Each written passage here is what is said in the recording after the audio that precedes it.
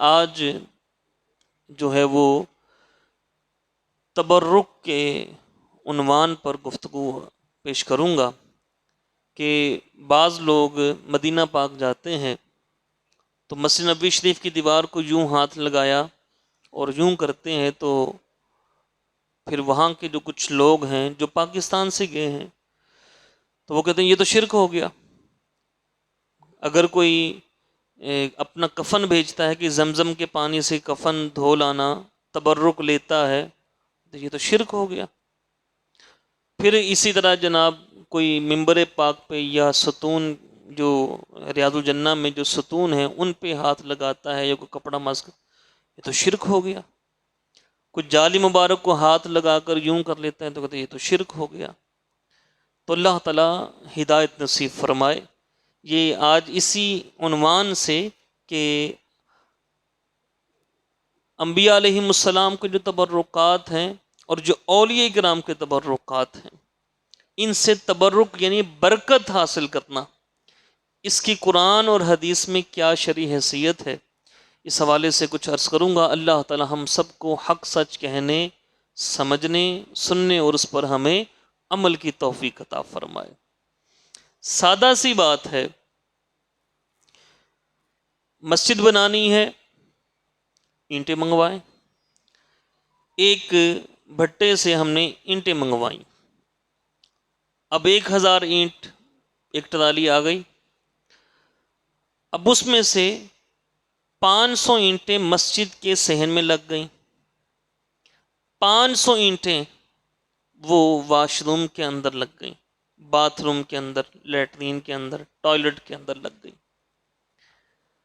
لیکن اب جس اینٹ کا تعلق مسجد کے ساتھ ہو گیا، وہاں پہ کوئی جوتا پہن کے بھی آ جائے تو کہیں گے بھی جوتا اتارو، جوتا اتارو، یہ مسجد کی جگہ ہے۔ چاہے فرش نہ ہو، چاہے قالین نہ بچھے ہوئے ہوں، بس کچی اینٹی رکھ دی، کچی مٹی بڑی ہو، وہاں پہ کوئی جوتا بولے نہیں پہن کے آئیں۔ کیوں؟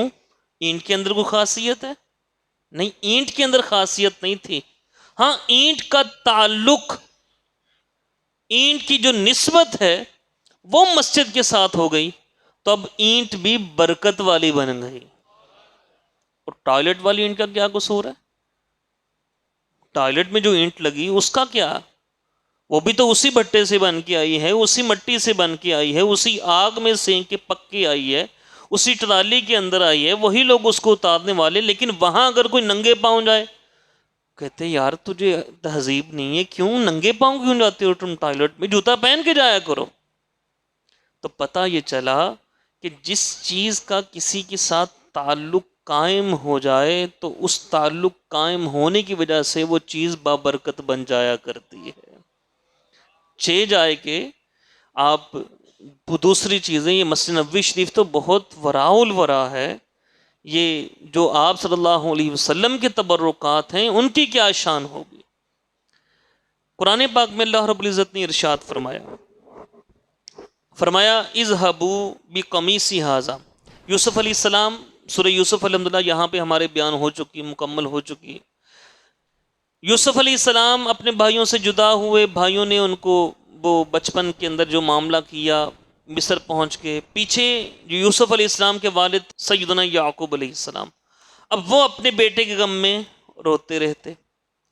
اس کی وجہ سے ان کی آنکھیں کی جو روشنی تھی مدھم پڑ گئی، آنکھوں کی روشنی چلے گئی۔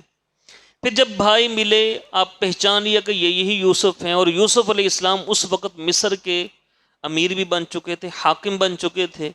تو یوسف علیہ السلام کو جب ان کے بھائیوں نے کہا کہ والد محترم کی آپ کی جدائی میں آنکھیں چلے گئی ہیں، اب یہاں پر دیکھیے گا یہ یوسف علیہ السلام نے کیا کہا، اور اس واقعے کو، اس چیز کو قرآن بیان کرتا ہے۔ یوسف علیہ السلام نے فرمایا اذهبوا بقمیصی ھذا، یوسف علیہ السلام نے اپنی قمیض اتاری۔ توجہ ہے آپ کی؟ یوسف علیہ السلام نے اپنی قمیض اتاری، کہا اذهبوا بقمیصی ھذا، اس قمیض کو تم لے جاؤ، فَأَلْقُوهُ عَلَى وَجْهِ أَبِي يَأْتِ بَصِيرًا، اور اس قمیض کو میرے باپ کی آنکھوں پہ ڈال دو۔ میرے باپ کے چہرے پہ ڈال دو، یاتی بصیرہ، ان کی نظر آ جائے گی۔ اب اس قمیص کے اندر کیا تھا؟ وہ تو دھاگے کی بنی ہوئی، دھاگا روئی کا بنتا ہے۔ اس کو کیا ہوا کہ وہ جو قمیص تھی وہ آنکھیں لے آئی، اور آگے اللہ بیان فرماتے فلما ان جاء البشیر القاہ علی وجہہ، پھر جب خوشخبری سنانے والا آ پہنچا تو اس نے وہ قمیص یعقوب علیہ السلام کے چہرے پہ ڈالی، فرتد بصیرا، ان کی آنکھیں واپس آ گئی۔ اب قمیص کے اندر کیا تھا؟ قمیص میں تو وہی دھاگا، وہی روئی، وہی سلائی ہوئی ہوگی، لیکن اس قمیص کی جو نسبت ہے وہ کس سے ہو گئی؟ بولے تو یوسف علیہ السلام سے۔ اب یوسف علیہ السلام کے جسم کے ساتھ لگنے کی وجہ سے وہ کیا بن گئی؟ بابرکت۔ کیا بن گئی؟ بابرکت۔ اور بابرکت کو عربی میں کہتے ہیں تبرک۔ کیا کہتے ہیں؟ تبرک۔ اب وہ بن گئی بابرکت۔ اب جب یوسف علیہ السلام کی قمیص مبارک وہ اتنی برکت والی ہو گئی کہ انہوں نے اپنے باپ کے چہرے پر ڈالی، ان کی نظر آ گئی، تو ہمارے آقا صلی اللہ علیہ وسلم کی جن چیزوں کے ساتھ نسبت ہے ان چیزوں کا عالم کیا ہوگا؟ سرکار کے لباس مبارک کا کیا عالم ہوگا؟ سرکار کے بالوں مبارک کا کیا عالم ہوگا؟ اور سرکار کے یہ تو چیزیں وہ ہیں نا کہ سرکار کا کوئی مل جائے کہیں سے، بادشاہ مسجد میں رکھے ہوئے ہیں تبرکات، ترکی کے اندر کافی تبرکات ہیں، مصر کے اندر تبرکات ہیں، مکہ پاک میں چیزیں رکھی ہوئی ہیں، وہ انہوں نے تو خیر تبرک کے طور پہ نہیں، انہوں نے میوزیم کے طور پہ رکھی ہوئی ہیں۔ اللہ کرے کوئی چیز مل جائے ہمیں ایسے سرکار کا، لیکن سرکار کی بات ہی کچھ وراء الورا ہے کہ سرکار کے نام مبارک پہ کوئی نام رکھ لے۔ آواز کم ہے یہ آپ کی۔ سرکار کے چیز تو حاصل ہونا وہ بھی بڑا وراء الورا ہے، کمال ہے۔ سرکار کا موئے مبارک مل جائے، سرکار کی کوئی چیز ناخن مبارک مل جائے، سرکار کے لباس مبارک کوئی چیز مل جائے، وہ تو ایک بہت اونچی چیز۔ سرکار کے نام کے ساتھ کوئی اپنا نام رکھ لے، سرکار کے نام پہ نام رکھ لے، اس کا عالم کیا ہوگا؟ حدیث پاک سنیے گا۔ میں نے کوئی پیچھے جو آپ کو بات بیان کی یوسف علیہ السلام کی، وہ کس سے بیان کی ہے؟ بولے قرآن پاک سے۔ یاد رکھیے گا الحمدللہ ہمارے جو دلائل ہیں نا اہل سنت کے، میری عادت نہیں، الحمدللہ واقعات بیان کرتے ہیں دوسری کتابوں سے بھی، لیکن اصل جو چیز ثابت ہوتی ہے وہ قرآن اور حدیث سے ہوتی ہے۔ اب وہ قرآن پاک کی آیت میں نے آپ کے سامنے پیش کیا، اب حدیث پاک سنیے گا۔ اور یہ حدیث پاک علامہ مناوی رحمۃ اللہ تعالی علیہ نے لکھی، حضرت انس رضی اللہ تعالیٰ عنہ روایت کرتے ہیں، امام شعرانی نے بھی اس کو لکھا، امام ابن سعد نے طبقات الکبریٰ کے اندر لکھا، بڑے بڑے محدثین اس روایت کو لے کر آئے ہیں، اور روایت بیان کرنے والے ہیں سیدنا انس رضی اللہ تعالیٰ عنہ، اور یہ وہ انس ہیں کہ جو سرکار کے بچپن میں آئے سرکار کے پاس، اور جوانی تک، اور بلکہ سرکار کے وصال تک سرکار کے ساتھ رہے۔ یہ ہیں انس رضی اللہ تعالیٰ عنہ۔ ایک اس کے حوالے سے مجھے ایک اور حدیث پاک یاد آئی، تھوڑا مسکرا لیجئے گا۔ یہ کہتے ہیں کہ 10 سال میں سرکار کی خدمت میں رہا، لیکن سرکار نے مجھے کبھی نہیں جھڑکا، کبھی نہیں جھڑکا۔ ہوتا ہے نا کوئی بچہ بندہ کسی کو اپنا خادم رکھتا ہے، ملازم رکھتا ہے، 1 سال 2 سال 3 10 سال، اور یہ تو انہوں نے بات بیان کی نا کہ جب میں بچپن میں تھا، اور بچپن میں انسان زیادہ غلطیاں کرتا ہے، لیکن کہتے ہیں کہ سرکار صلی اللہ علیہ وسلم نے مجھے کبھی بھی نہیں ڈانٹا۔ ان کو ایک دفعہ سرکار نے پیغام کام کے لیے بھیجا کہ جاؤ یہ کام کر کے آؤ، بچپنا تھا، گلی میں بچے کھیل رہے تھے، کھیلنے لگ گئے، گلی میں بچے تھے کھیلنے لگ گئے، یہ بھی سب پیچھے بچوں کے ساتھ۔ اب سرکار صلی اللہ علیہ وسلم نکلے باہر تو دیکھا یہ انس کھیل رہا ہے، تو آپ نے فرمایا یا انیس، نام کیا تھا ان کا؟ انس، تو کیا فرماتی ہیں؟ یا انیس، وہ تو کام کرنے نہیں گیا۔ تو وہ یہ کہتے ہیں کہ میں اتنا وہ خوش ہوا، میں نے کہا سرکار ابھی کر کے آتا ہوں، ابھی کر کے آتا ہوں۔ ایک دفعہ ان کا جو بلبل کا بچہ تھا وہ فوت ہو گیا، انہوں نے رکھا ہوا تھا، بچے رکھتے ہیں پرندے، فوت ہو گیا، تو سرکار نے فرمایا یا انیس ما فعل اللہ بن نمیر، کہ اے انیس وہ تیرے وہ بلبل کے بچے کا کیا بنا. اتنے پیار سے سرکار ان کو بلاتے تھے، یعنی بچپن میں سرکار کی خدمت میں آئے، بڑے ہونے تک سرکار کے پاس رہے. یہ حدیث پاک روایت کر رہے ہیں. کہتے ہیں کہ دو آدمی اللہ تعالیٰ کے حضور حاضر ہوں گے. اللہ تعالیٰ انہیں فرمائے گا تم جنت میں داخل ہو جاؤ. وہ کہیں گے یا اللہ کوئی پوچھ نہیں، کوئی سوال نہیں، کوئی معاملہ نہیں، تو یہ جنت میں کیوں؟ اللہ تعالیٰ فرمائے گا، یہ انس رضی اللہ عنہ فرماتے ہیں کہ اللہ تعالیٰ فرمائے گا کہ میں نے اپنے اوپر یہ لازم کیا ہوا ہے کہ وہ شخص دوزخ میں داخل نہیں کروں گا جس کا نام محمد یا احمد ہوگا. جس کا نام محمد یا احمد ہوگا وہ میں جہنم میں داخل نہیں کروں گا. تو یہ اس بندے کی خاصیت کیا ہے؟ اس بندے کی خاصیت، نام کیا تھا اس کا؟ صرف محمد. نام کیا تھا؟ محمد.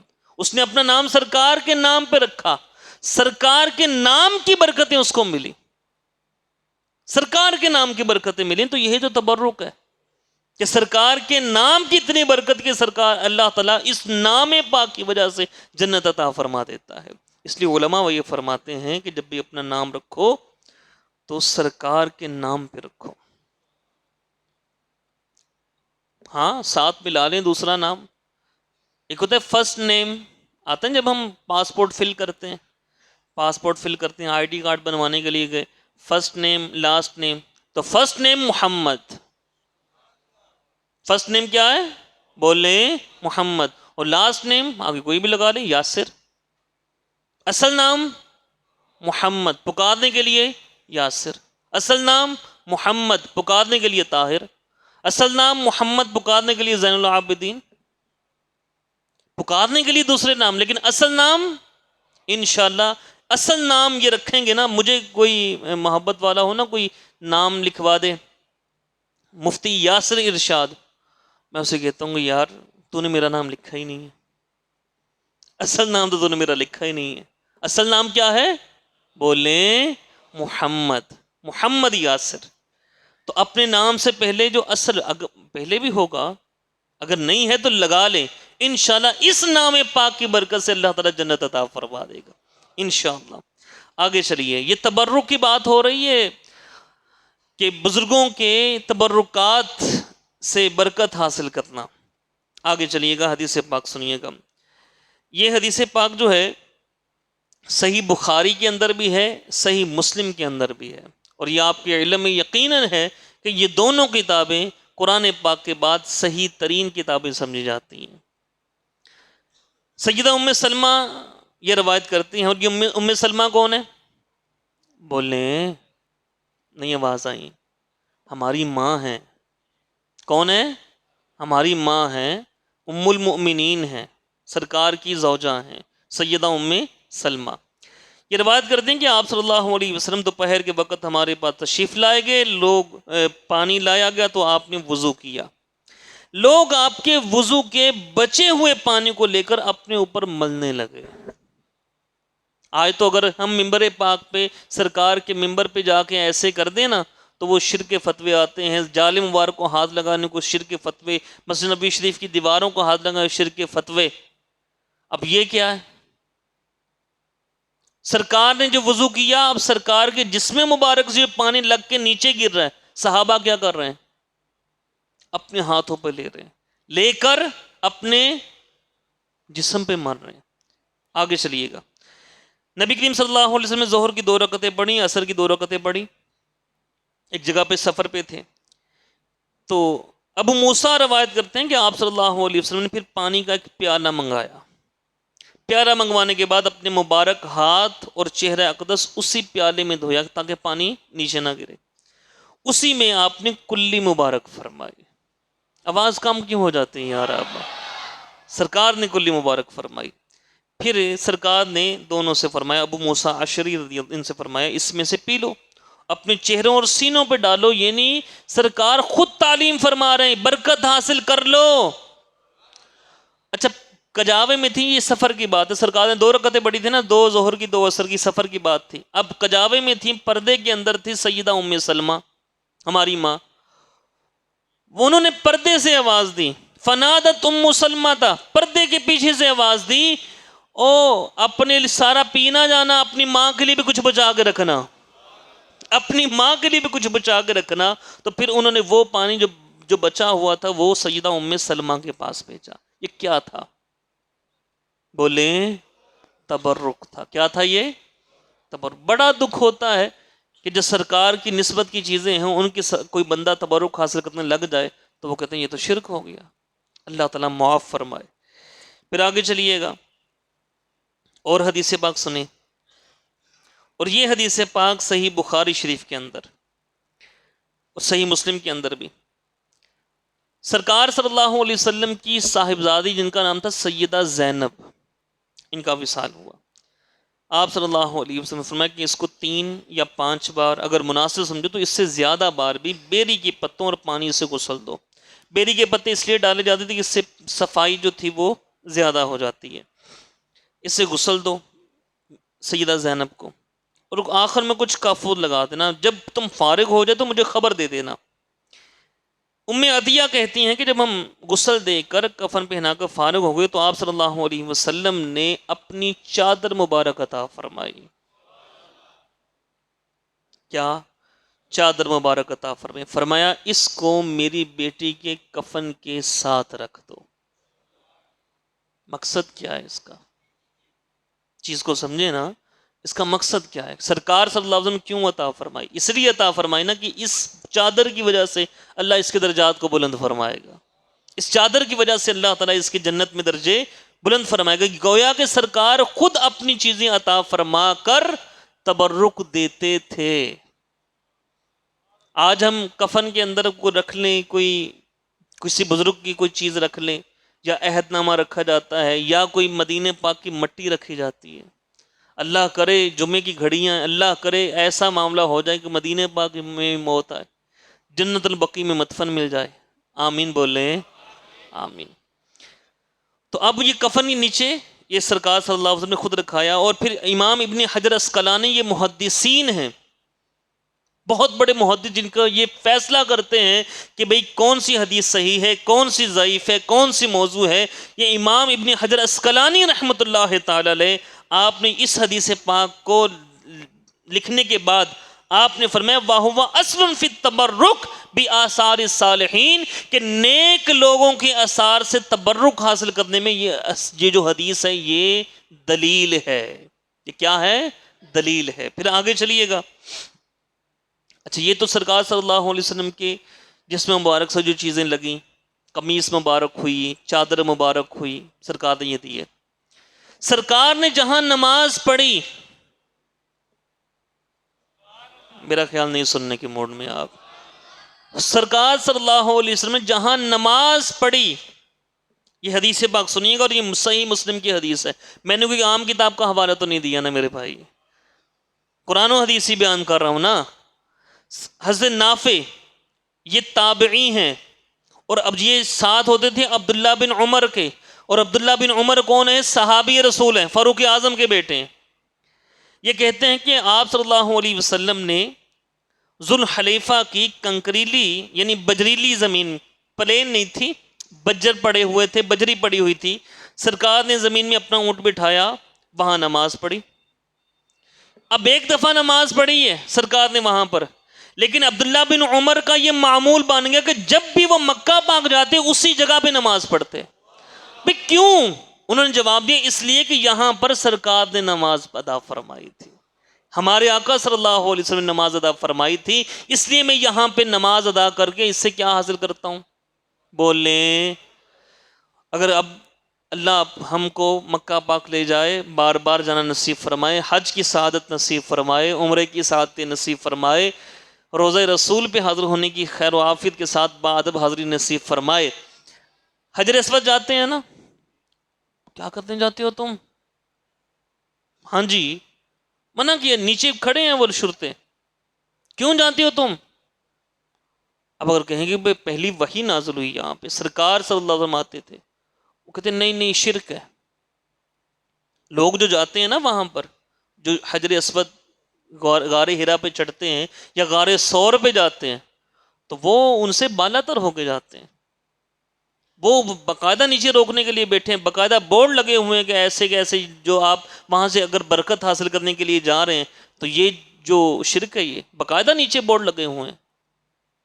اب دیکھیے عبداللہ بن عمر کا عمل کیا ہے کہ جہاں پہ سرکار نے ایک دفعہ نماز پڑھی ہے وہاں عبداللہ بن عمر نمازیں ادا کر رہے ہیں، اور جب بھی مکہ پاک جاتے ہیں وہ اسی جگہ پہ نماز پڑھتے ہیں، اسی پتھریلی جگہ پہ نماز ادا کرتے ہیں.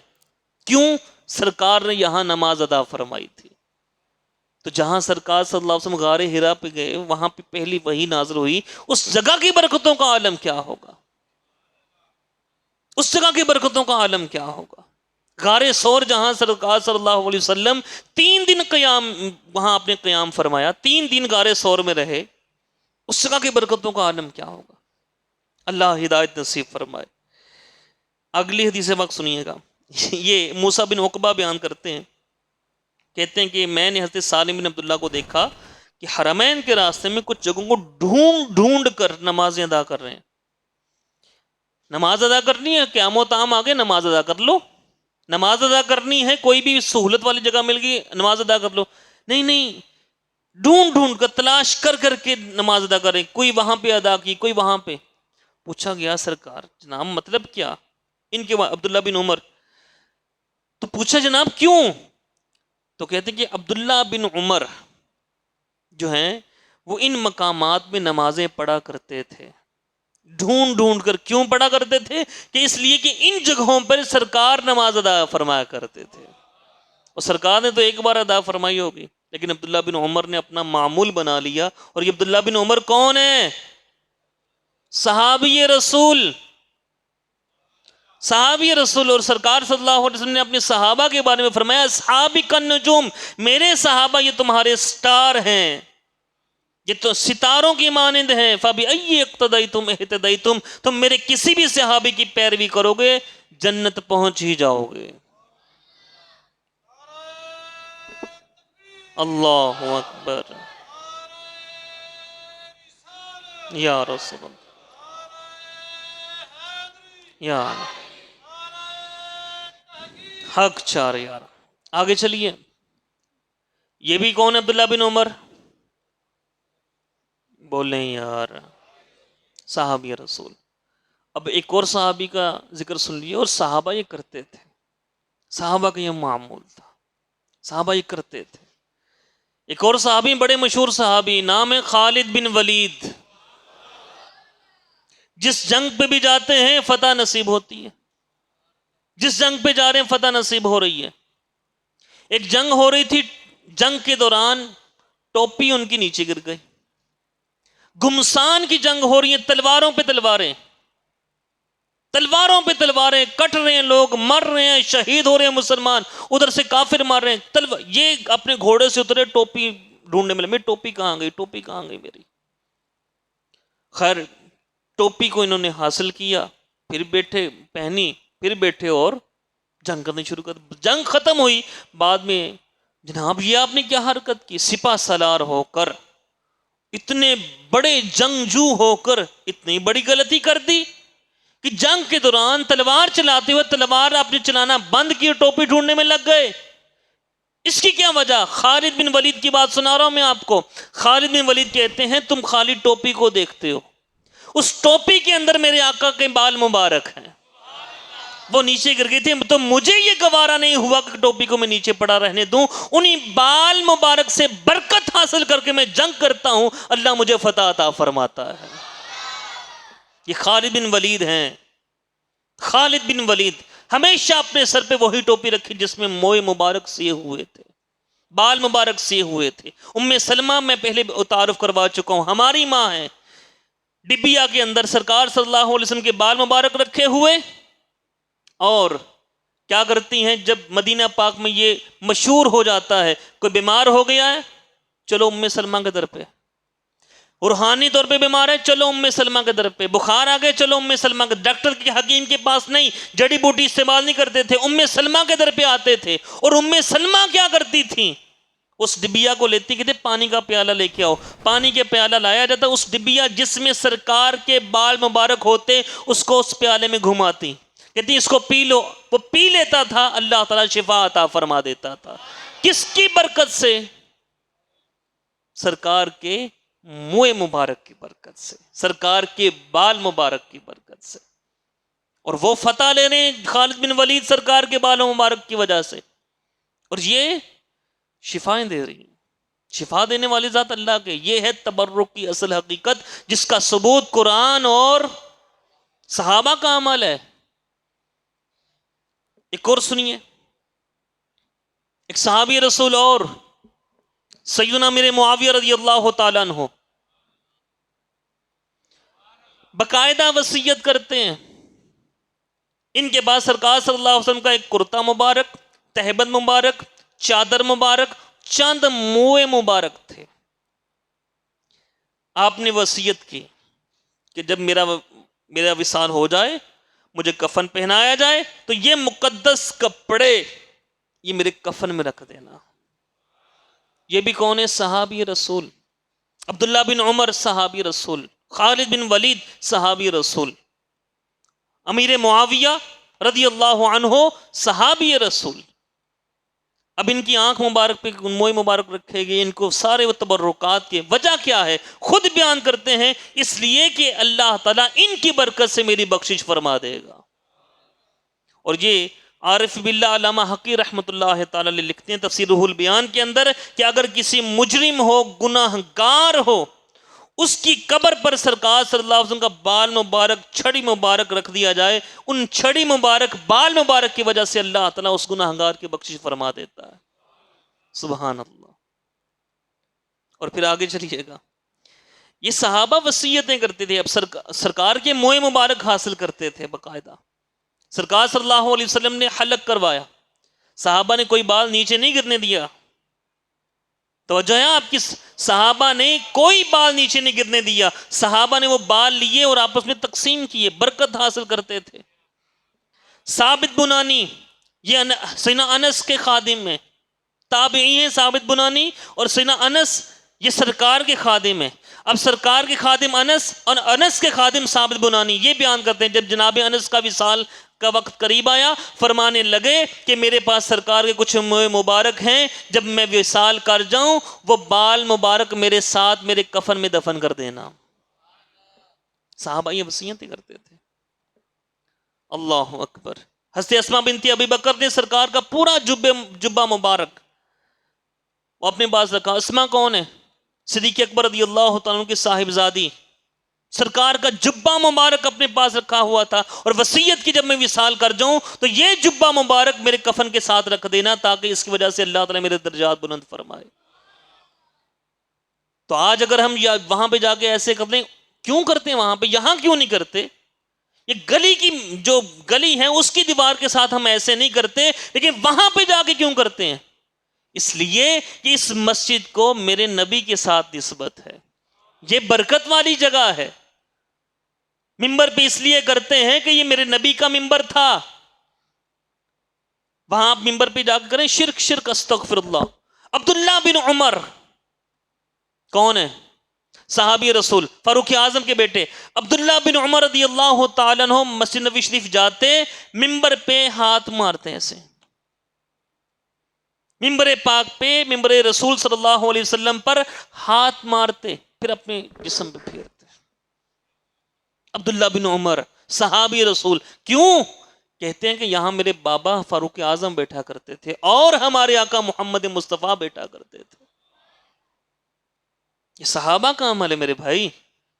تو اگر کوئی زمزم کے پانی سے تبرک حاصل کرتا ہے شریعت کے مطابق ہے، شریعت کے مطابق ہے۔ اگر کوئی وہاں پاک در و دیوار پہ اپنے ہاتھوں کو مس کر کے ایسے کرتا ہے شریعت کے مطابق ہے۔ اگر کوئی اولیاء اللہ ان سے تبرک حاصل کرتا ہے شریعت کے مطابق ہے۔ پھر اور سنیے گا، اجازت ہے اگر سناؤں؟ یہ صحابی رسول نے عبداللہ بن انیس رضی اللہ تعالیٰ کہتے ہیں کہ میں نے گستاخ رسول کو جہنم واصل کیا، جہنم واصل کر کے آیا، سرکار صلی اللہ علیہ وسلم دور سے مجھے پہچانے، فرمایا تجھے ہمیشہ کامیابی ملے۔ عرض کی سرکار گستاخ کو واصل جہنم کرایا ہوں. فرمایا آ جا میرے ساتھ. سرکار صلی اللہ علیہ وسلم نے اپنے ساتھ کاشان اقدس میں لے گئے اور آپ صلی اللہ علیہ وسلم نے اپنا عصا مبارک ان کو عطا کیا. اور یہ جو حدیث پاک ہے امام احمد بن حنبل نے المسند کے اندر ذکر کی، ابو یعلا نے المسند کے اندر ذکر کی، امام بہقی نے سنن کبریٰ کے اندر نقل کی یہ حدیث پاک. اپنا عصا مبارک سرکار صلی اللہ علیہ وسلم نے عبداللہ بن انیس کو عطا فرمایا. اور ساتھ میں بتاؤں کیا فرمایا؟ فرمایا اسے اپنے پاس رکھو، اسے اپنے پاس رکھو. لوگوں نے پوچھا عبداللہ یہ عصا مبارک ملا، کہتے ہیں یہ تم واپس نہ کرو گے سرکار کو؟ جو صحابہ کی اس بات پہ حریص تھے کہ ہمیں بھی کوئی تبرک ملے نا، ہمیں بھی سرکار کا کوئی تبرک ملے. تو یہ تمہیں عصا مبارک ملی، سرکار کو واپس نہیں کرو گے؟ تمہیں مستقل مل گیا؟ انہوں نے کہا ہاں مجھے مستقل ملا ہے کہ سرکار نے مجھے یہ فرمایا ہے کہ یہ عصا اپنے پاس رکھو، قیامت کے دن یہ تیرے اور میرے درمیان ایک نشانی ہوگی. اللہ اکبر. اور کہتے ہیں کہ وہ پھر وصیت کی کہ جب میں وصال کر جاؤں یہ عصا بھی میرے ساتھ میری قبر میں دفنا دینا. سبحان اللہ، یہ صحابہ کا عمل ہے. سبحان اللہ. بے شمار اس پہ کہہ لیں کہ معاملات ہیں، اور سر پہ رکھنے کو مل جائے جو نالے پاک حضور تو پھر کہیں گے کہ ہاں تاجدار ہم بھی ہیں. سرکار کے نالائن پاک مل جائے، اللہ نصیب کرے. نالائن پاک، نقش نالائن پاک اور ہے اور نالائن پاک اور ہے. نقش نالائن پاک کی برکتیں بھی بزرگوں نے لکھی ہیں، لیکن یہ نالائن پاک کی برکتیں، اور باقاعدہ علامہ جلال الدین سیوطی یہ محدث ہیں، انہوں نے باقاعدہ اس پہ کتابیں لکھی ہیں کہ سرکار صلی اللہ علیہ وآلہ وسلم کے جو نالین ہیں اس کی برکتیں. اور اس کا ترجمہ کیا ہے مولانا اشرف علی تھانوی صاحب نے. کس نے ترجمہ کیا؟ اشرف علی تھانوی صاحب نے. اور نام رکھا اس کا زاد السعید، اس کتاب کا نام رکھا. ترجمہ جلال الدین سیوطی شافی، ان کی کتاب کا ترجمہ کیا مولانا اشرف علی تھانوی صاحب دیوبندی. اس میں ایک واقعہ لکھا. وہ کہتے ہیں کہ ابو جعفر ایک بڑے عالم تھے، متقی تھے، پرہیزگار تھے. بیان کرتے ہیں کہ ایک طالب علم کو نالین مبارک کا نقش بنوا دیا. نقش بنوایا ہے. کیا بنایا ہے؟ آج وہ اعتراض کرتے ہیں بھئی نقش نالین کیوں رکھتے ہو پاس؟ بھئی اپنے بڑوں کو پڑھ لو پھر ہماری طرف آنا. کہتے ہیں کہ ایک طالب علم کو نقش نالین مبارک بنایا. ایک دن وہ میرے پاس آ کر کہنے لگا کہ میں نے گزشتہ رات اس نقش کی بڑی برکت دیکھی ہے. میں نے اسے پوچھا کون سی؟ کہنے لگا دیکھی یہ ہے کہ میری اہلیہ کو درد ہوا، اور اچانک اتنا درد ہوا کہ ہم یہ سمجھے کہ بس یہ اس کا معاملہ ختم ہو گیا. لیکن میں نے کیا کیا، اس نقش نالین مبارک کو درد والی جگہ پر رکھا اور ساتھ دعا کی یا اللہ اپنے حبیب کے نالین کے نقش کی برکتیں ہمیں دکھا. تو کہتے ہیں اسی وقت درد جاتا رہا. یہ ہم نے تو کہنا ہی ہے، ہم نے تو لکھنا ہی ہے. یہ بات مولانا اشرف علی تھانوی صاحب لکھ رہے ہیں تبرک کے موضوع پر کہ نقش نالین سے بھی تبرک حاصل کیا جا سکتا ہے. اور ہم تو کہتے ہیں کہ ہم تاجدار اسی وقت بنتے ہیں. ہم تو تاجدار اسی وقت سر پہ رکھنے کو مل جائے اگر نالائن پاک حضور، تو پھر کہیں گے کہ ہاں تاجدار ہم بھی ہیں. آگے چلیے گا. سبحان اللہ. بس ٹائم بھی ہو گیا. ایک صحابی ہیں، سرکار کے نواسے بھی ہیں اور جنت کے سردار بھی ہیں. سیدہ شبابی اہل الجنہ، جنتی جوانوں کے سردار امام حسن پاک. امام حسن پاک جا رہے تھے، جناب ابو ہریرہ ملے. ابو ہریرہ رضی اللہ تعالیٰ عنہ یہ عمر میں جناب حسن سے بڑے ہیں، اور حسن پاک عمر میں ان سے. تو کیا ہوا، یہ آئے نا جب بڑے ہو گئے یہ، تو امام حسن گھوڑے پہ بیٹھے تھے، ابو ہریرہ نیچے تھے. ابو ہریرہ رضی اللہ عنہ کی تشریف، امام حسن نیچے آ گئے، کہنے لگے کہ میں نے ایک دفعہ دیکھا تھا کہ سرکار نے آپ کی ناف پر بوسہ دیا تھا، تو مجھے بھی اجازت دیں۔ امام حسن نے اپنا کپڑا اٹھایا اور جناب سیدنا ابو ہریرہ نے ان کی ناف پر بوسہ دیا، کیوں کہ اس جگہ پر میرے آقا نے بوسہ دیا تھا۔ یہ آپ سمجھ گئے تبرک کو؟ بولے سمجھ گئے ہیں؟ تسلی کچھ ہوئی ہے؟ اگر ہوئی تو اونچی آواز سے کہہ دیں سبحان اللہ۔ یہ صحابہ کا عمل ہے میرے بھائی، قرآن بیان کرتا ہے۔ اور وہ کتا دیکھو اصحاب کہف کا، ابھی کتا، کوئی کتا جنت میں نہیں جائے گا، لیکن اصحاب کہف کا کتا جنت میں جائے گا۔ اس کتے کو کیا ہو گیا؟ اس کی بس ہوا اس کو یہ کہ اس کی نسبت جو تھی وہ اللہ کے ولیوں کے ساتھ ہو گئی۔ قرآن بیان کرتا ہے، اور قرآن نے جہاں پر یہ بیان کیا کہ اصحاب کہف سوئے رہے اور 309 سال سوئے رہے اصحاب کہف، اور ساتھ میں کتے کا بھی ذکر کیا ہے اللہ تعالیٰ نے۔ قرآن کے الفاظ بن گئے، قیامت تک ہر قاری، ہر قرآن پڑھنے والا ان الفاظ کو پڑھے گا، اس کتے کا ذکر آئے گا ہی آئے گا۔ کتے کا ذکر کیوں؟ اس لیے کہ اس کتے کی نسبت اللہ کے ولیوں کے ساتھ ہو گئی۔ اللہ تعالیٰ نے باقاعدہ اس کے بیٹھنے کا انداز بیان کیا ہے، اس کتے کے بیٹھنے کا۔ صرف یہ نہیں فرمایا کہ وہ کتا بھی ساتھ تھا، اللہ نے فرمایا کہ غار میں وہ تو سوئے ہوئے تھے اور کتا بھی سویا ہوا تھا، اور سویا کیسے تھا؟ فرمایا قلبہم باسط ذراعیہ بالوسیط، قرآن کے الفاظ ہیں کہ ان کا کتا وہ جو غار کے کنارے اپنے پنجے ایسے رکھ کے سویا ہوا تھا۔ اللہ نے اس کتے کے بیٹھنے کی، اس کے لیٹنے کا انداز بھی قرآن میں بیان کیا ہے۔ وجہ یہی کہ اس کتے کی نسبت جو تھی، اس کتے کا تعلق وہ اللہ کے ولیوں کے ساتھ ہو گیا تھا۔ جو کوئی کتا جنت میں نہیں جائے گا، صرف وہی جائے گا، وہ جنت میں جا سکتا ہے۔ تو میرے بھائی، تو جن کا تعلق اللہ کے ولیوں کے ساتھ ہوتا ہے نا، تو انشاءاللہ یہ تعلق بھی کام آئے گا انشاءاللہ۔ جن نسبت پاکاں دی، طرز کے ساتھ پڑھ لوں، میں خیال نہیں سننا چاہتے یار۔ جنوں نسبت پاکاں دی مل جائے او جنتیے، جنوں نسبت پاکاں دی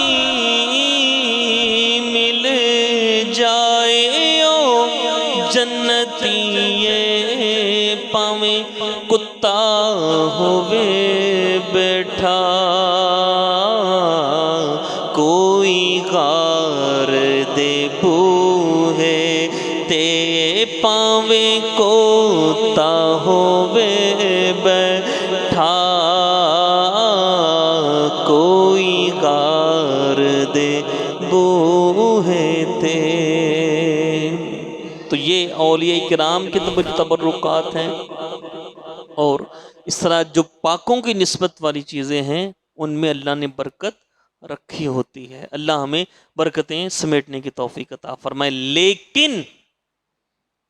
لیکن اس کا مطلب یہ نہیں گناہوں پہ دلیر ہو جائیں، نہیں، یہ اصول نہیں ہے۔ فاروق اعظم رضی اللہ تعالیٰ عنہ عشرہ مبشرہ میں سے ہیں، مراد رسول ہیں، عشرہ مبشرہ میں سے کئی دفعہ جنت کی بشارت سن چکے ہیں۔ اللہ نے ان کی رائے کے مطابق قرآن پاک کی آیات بھی نازل کی ہیں، اور خوف کا عالم یہ ہے کہ جب فوت ہونے لگے تو اپنے بیٹے حذیفہ بن یمان سے پوچھتے ہیں، مجھے بتاؤ میں مومن ہوں کہ نہیں؟ اللہ اکبر یا رسول۔ جی تو میرے بھائی، اصل جو ہے وہ عمل ہے۔ بزرگوں سے نسبت رکھیں، ان کے مزارات پہ جائیں، ان سے فیض حاصل کریں، لیکن یہ نہیں کہ داتا صاحب حاضری دی ہے تو بس وہ ہاتھ لگا کے آگے، سلام کر کے آگے، تو بس نہیں، قرآن پاک میں اللہ نے فرمایا والعصر ان الانسان لفی خسر، کہ ہر انسان گھاٹے میں ہے الا الذین آمنوا وعاملوا الصالحات، مگر وہ جو ایمان لے کے آئے اور نیک کام کیے۔ داتا صاحب حاضری دینے کا یہ نہیں ہے کہ داتا صاحب حاضری دے کے آگے نماز کی چھٹی ہے، بابا صاحب حاضری دے کے آگے نماز کی چھٹی، یہ مطلب نہیں ہے۔ مطلب یہ کہ ان سے فیض حاصل کریں، جیسے وہ عمل کرتے تھے، دین پر چلتے تھے، ہم بھی چلیں۔ اللہ ہمیں توفیق دے۔ آخری بات، ماشاءاللہ ربیع الاول شریف کا مہینہ آ رہا ہے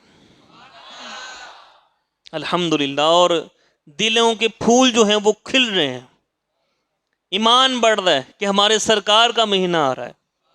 آپ کو بہت بہت مبارک ہو، انشاءاللہ تعالی اس سال بھی اور یہ ہماری 5ویں سالانہ محفل میلاد مصطفیٰ ہوگی انشاءاللہ، اور 5ویں سالانہ 12 محافل میلاد مصطفیٰ، 12 کے 12 دن انشاءاللہ تعالی، یہ روزانہ نماز فجر کے بعد جو ہے یہ 1 ربیع الاول سے 12 ربیع الاول تک انشاءاللہ روزانہ جو ہے یہ محفلیں ہوا کریں گی، فجر کی نماز کے بعد، اور اس کے بعد لنگر شریف کا بھی اہتمام ہوگا، تبرک کا اہتمام ہوگا، ٹھیک ہے نا جی، کیونکہ وہ اس تبرک کی نسبت کس سے ہے؟ سرکار سے۔ کس سے ہے؟ اس کی تو کیا بات ہے نا جناب، کیا بات ہے اس کی بھی۔ تو محفلوں میں بھی شرکت بھی کیجیے گا، خواتین کے لیے بھی پردے کا اہتمام ہے، خود بھی آئیں، اپنے جو بچے سمجھدار ہیں ان کو بھی لے کے آئیں۔ تقریباً 1 گھنٹہ دورانیہ محفل کا ہوگا، تو اس کے بعد انشاءاللہ آپ کو کھانا بھی پیش کیا جائے گا روزانہ انشاءاللہ، تو اس میں آئیں گے نا انشاءاللہ؟ ہاں، اللہ تعالیٰ توفیق عطا فرمائے، اور اپنے اپنے گھروں میں جتنا آپ کر سکتے ہیں محفل میلاد مصطفیٰ منائیے، لیکن ساتھ محفل میلاد مصطفیٰ منائیں، پیغام مصطفیٰ اپنائیں۔ خالی جھنڈیاں لگا لیں، لائٹنگ کر لی، جھنڈے لگائے، یہ بھی اظہار ہے محبت کا، اس کا بھی انکار نہیں کیا جا سکتا، لیکن سرکار کو یوں بھی خوش کریں کہ سرکار پہلے تو جو نمازیں رہتی تھی، اب آپ کے آنے کی خوشی میں آئندہ نماز نہیں چھوڑوں گا، جھوٹ نہیں بولوں گا، گناہوں سے پرہیز کریں، یہ بھی سرکار کی آمد کی ایک خوشی کا اظہار ہے۔ اللہ ہمیں اس پر بھی عمل کی توفیق دے۔ اللہ تعالی ہم سب کو ان معاملات میں بڑھ چڑھ کر حصہ لینے کی توفیق عطا فرمائے۔ وآخر دعوانا الحمدللہ رب العالمین۔